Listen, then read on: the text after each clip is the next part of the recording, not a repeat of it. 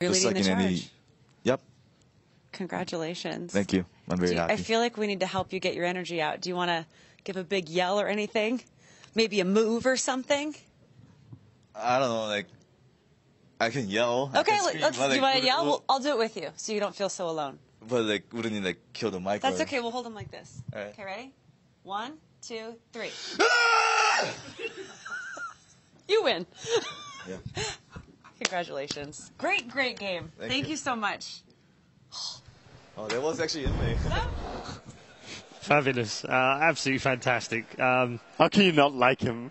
He is so likeable, and that's the great thing about him. But I do want to talk about the fact that he effectively has put in place a legacy for Korean Dota, and there is now an opportunity for them to now see some of the players come through, just as we saw in China, just as we've seen in Europe and North America and South America. And I don't know, we might sit back in 5 years and just look back at what his contribution was, not the 1 and 9, by the way, but his contribution to Korean Dota might just be enormous.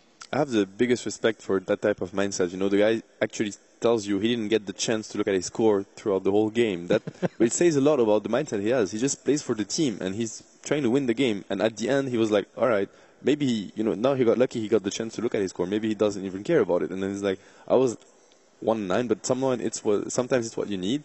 He was a spirit breaker in that game, so you need him to open the fights, and whatever happens after for him happens. But he's just doing his job. He's just trying to carry his team to victory, and that's very likable. Let's take a look at the brackets from yesterday, starting with the upper bracket, where, of course, LGD and Team Empire went at it in the opening game of the day. They win 2-1 from LGD, of course. CDEC then coming through a little bit more surprisingly, perhaps, with a 2-0 victory over Cloud9. I think, we all thought that maybe CDEC had a small chance, and it would depend on maybe how Cloud9 played, but in the end, they absolutely dominated. So LGD will now play CDEC in the upper bracket of round 2. We can also take a look at the lower bracket, where MVP Phoenix, of course, came through, and it shouldn't be underestimated by the fact that they actually knocked out the defending champions. I think we didn't really talk about that very much yesterday, but they actually knocked out the defending champions. So a huge scalp for them as they move on to play Team Empire, of course, who dropped down from the upper bracket. Cloud9 also dropping down. They'll take on Vici Gaming, who came through that game with Navi. Very emotional scenes in amongst that one as well. Still got a couple more games to go down in that lower bracket before we close everything up, and we'll see them at the end of the day. We'll have Virtus Pro winning against Fnatic, of course, now going through, so they're going to wait and see who they play, and IG coming through MVP Hot 6. Out of all of those, what was the most surprising, Malini? I think there was a huge market difference in the upper bracket and the lower bracket games. I think like game 1 LGD Empire had that huge overextension, and like game 1 of Cloud9 they also had that Nature's Prophet strat. So we saw a lot of weird things coming out of the upper bracket, and lower bracket was very standard picks, very conservative plays, burning with a Phantom Lancer. We saw Anti-Mage played by Havost, and people were drafting like a lot more late game. So I think the upper brackets tend to be a lot more interesting because they know they have that lifeline. Okay, let's get into day 2, because the expectations today are huge. There's some massive games, and we've all been chomping at the bit since we saw the draw. And I know in particular, I've got a real soft spot for Evil Genesis and Complexity, and we'll talk about that in a bit more detail later. But that is one of the games. We've also got Secret for the first time at the main event as well, so everyone's very excited about seeing how they can come in. But I don't think we need to discount eHome either. I know that it's a very historic name. They did very well at the very first TI. But with ROTK and CTY in a team, they've got just as good a chance as anyone in this tournament, haven't they? CTY is a very, very impressive player. Like, RTK is also a good leader for them. Like, he has a very good attitude in-game. I think he brings a lot of energy. So, interested to see what eHome can bring. Indeed. EG Complexity, obviously, we've seen a lot of Canadian flags. Quite a lot of American flags today as well, walking around with EG signs on as well. So that's kind of like a home turf kind of fight-off, really. I'm really looking forward to how this one works out. Is there anything else that stands out for you, Ben? Lower bracket or upper bracket?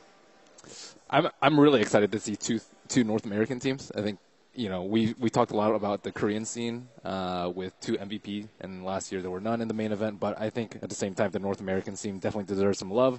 It's home turf. There's a lot of fans here. I'm excited to see so many people here early in the morning with flags and everyone cheering USA.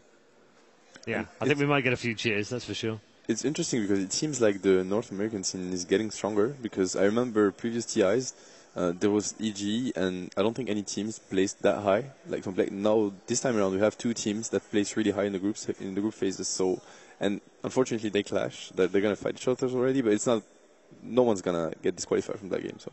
Yeah, Winter in the lower bracket, Team Empire versus MVP Phoenix. We've seen March, you know, and we all like him. We all think he's a great guy, but realistically, do they stand a chance against Empire, who did, after all, look very good against LGD for about 1.5 of the games, even though they lost 2-1? I mean, they could have easily taken the series 2-0, yeah. honestly, if they had a better execution in certain fights. But if you talk about MVP as well, they have like this huge morale boost from the win against Newbie. So I think that will play a huge factor. The whole team will be much more confident. And you go into a game like Empire. Empire is a team that runs at you, that they try to take fights against you. They play really aggressive. So MVP as a team has to respond with their own confidence and their own play style to be able to match them. Okay. Seb, yesterday, Cloud9 didn't have the best of days, has to be said, although I think we shouldn't take anything away from CDEC playing really well in that game. They play Vici Gaming, who actually started to look like the old VG a little bit yesterday, or albeit in a best of one, so very hard to tell. How do you see that matchup? It's going to be really tough to predict because I don't think VG was so convincing yesterday. I think they did well, but it wasn't enough. Like it wasn't close to being enough to actually beat Cloud9 if they play their A game. But on the other hand, Cloud9 did really underperform, and we kind of predicted that it could happen. You know, it's Cloud9, it's hit or miss. So it's going to come down to the mindset of the players. I think we can expect Vici to be a bit more stable and to deliver a bit, at least, like very stable performance, whereas Cloud9, it's definitely up to them and up to the approach they have. No, it's going to be tough to predict. I'd like to see Cloud9 bounce back. I think from what they show during the group stage, seeing them lose 2-0 and 2-0 again would be really tough. It would be a really tough, winner bracket and loser bracket round. They didn't have a particularly outstanding group stage, but they weren't terrible by any. They finished third, so they also had some days like they're kind of hit or miss. Like they had days where they won both their series 2-0, which is amazing. That's 6 points, you know. And when they perform well, they can beat any team. So I think C9 versus Vici can be a close game. I think it can be very dangerous for either of them. And they beat teams with a very specific play style. And, you know, I'm here to watch great Dota, and I want to see that play style play to the highest level. So that's why I want to see Cloud9 shine. Yeah. All right, I'm glad you've ended on that because we all want to see great Dota. And I know one particular person who's here at the Key Arena also wants to play some good Dota at TI6 because she and I are going to put together a team and dominate next year. Good morning, Casey. How you doing? That was the dumbest thing I ever said yesterday. I'm so sorry. It's fine. We've got it. I've got some good trainers up here. They're going to help us out. I think we got this. Okay. So we'll see you next year for that. Good. We thought we would come inside and give you guys a little bit of a behind-the-scenes look at the bowl. So I first want to show you the stage, which you've seen on the stream, but look how giant it is in person. Yeah! Yes! And then if I can have Myron show the giant screen, this is where I look like a giant. Whoa! Totally awesome. So we have people filing in for the first match, obviously, and I asked this section if they were going to be excited for us. They promised they would, so let's test it out. You guys excited for Dota? All right, predictions. Predictions for the match, and look up at Myron as you say them. I think EG is going to take it. I like Complexity, and I'm not really an EG fan, but I think EG is the stronger team. What about Complexity? Any Complexity fans? There's no booing in Dota! Yes, there is. I know. That was another dumb thing. All right, who's excited to get these matches started? Do we have any big Jeremy Lin fans here? Yes, we do. We had a chance to talk to Jeremy Lin yesterday. Obviously, big NBA superstar, future Dota professional, as you heard it right here first. I want to show you what happened when we went out by the secret shop to kind of walk around and mingle with some Dota fans. What is in your pocket and where did it come from? This is a Necrolite plushie, and I just stole it from some random dude on the street. No, he gave it to me, and he was like, hey, do you want one? I was like, sure. So he gave it to me, stuck him in my pocket. He falls out every once in a while, but it's all good. Is that your new good luck charm? It's my new good luck charm. It's going to give me street cred while I walk around these streets trying to figure out what we're going to do with this video. I have not been to the secret shop. Okay. Yeah, but I hear it's nearby. Yes. So we're walking you far, far away from it. Okay. Oh, right here, right here. It's right here. All right. I ordered some items, so I got to go pick them up. Or I think my friend went to go pick them up for me. But one of my favorite heroes is Timbersaw. That's pretty sweet. What's wrong with Timbersaw? Well, he's a little crazy. And the reason he's my favorite is that when I first watched him, we watched the game on mute because we were covering it, and he looked terrifying. And then somebody allowed me to listen to what his voice sounded like, and I was like, oh. So that's what you're looking for, your ideal boyfriend or husband voice is a Timbersaw voice, pretty much. That's right. Is that how he sounds? That's pretty good. Yeah. I didn't hear it, though. You might have to do it one more time. He says something about trees. There he is. You got my stuff from the secret shop. Oh, yeah. Can you show us what you got? Yeah. Yeah, there we go. See it. This is a shirt that I really wanted. How long have you had your eye on this shirt? Well, just since this morning. So not too long. Not too long. I feel like since I saw it 2 hours ago. I saw it this morning. Thank you very much. But this is the one I really wanted. Mainly because there's a Pudge, which is always awesome. Axe is a hero that I love playing, as well as Leviathan. I just think it's pretty sick. Now we're talking. Those look see-through. Yeah. Wow. Aren't those see-through? This is intense.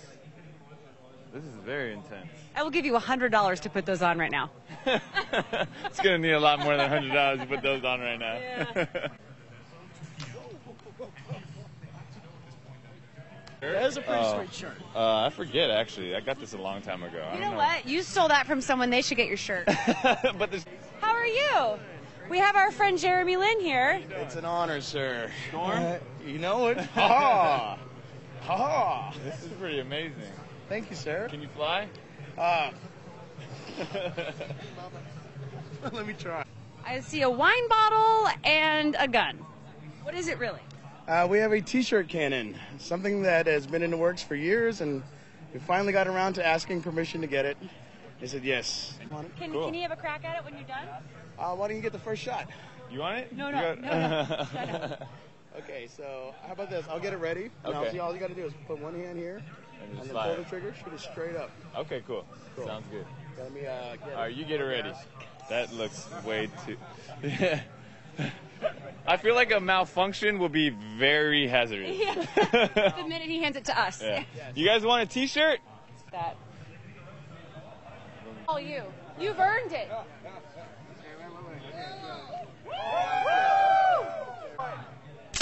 Oh my God! No, that was crazy.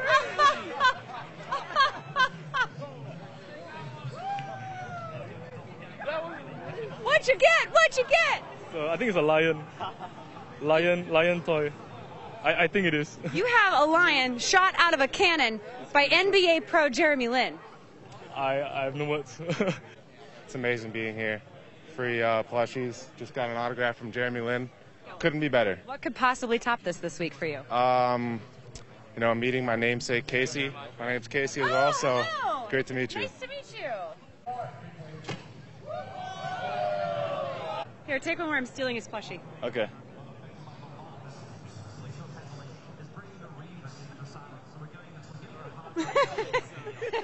Thank you so much. It was really nice to meet you. Thanks for having fun with us.